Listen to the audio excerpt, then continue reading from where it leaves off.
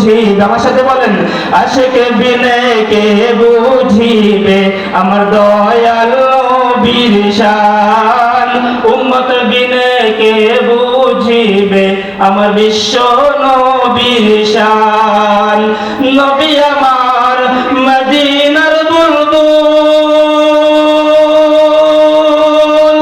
ভালোবেসে নাম রাখিলেন মাওলা মুহাম্মদ রাসূল।